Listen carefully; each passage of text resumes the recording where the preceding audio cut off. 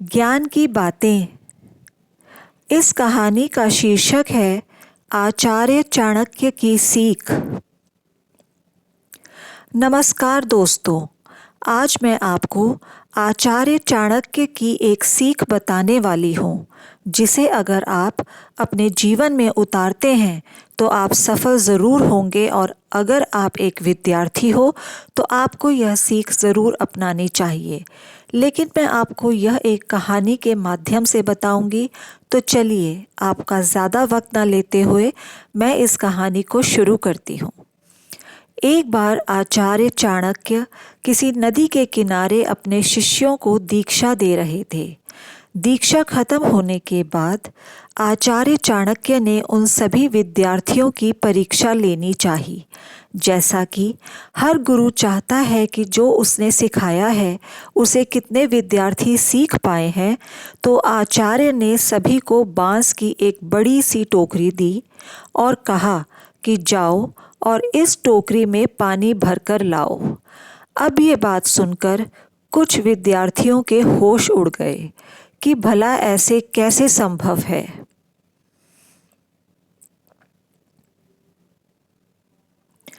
इस टोकरी में तो पानी भरते ही निकल जाएगा, लेकिन गुरु का आदेश था, उसका पालन उनको करना ही था।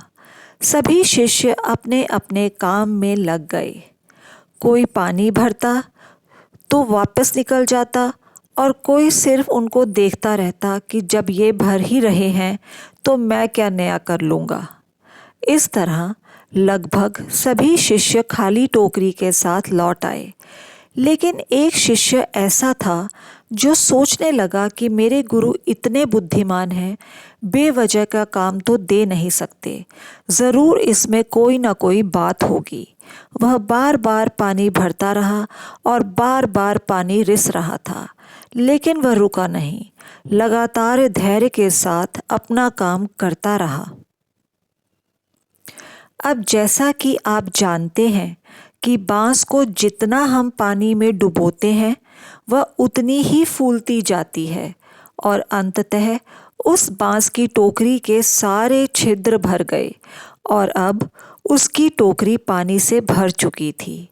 हालांकि उसको यह करते करते शाम हो चुकी थी और वह जैसे ही आचार्य के पास पानी से भरी टोकरी लेकर पहुंचा तो एक बार फिर से सारे विद्यार्थियों के होश उड़ गए कि भला ये कैसे संभव है। और आचार्य ने उस शिष्य की सफलता का कारण सभी शिष्यों को बताया कि ये विद्यार्थी क्यों सफल हुआ।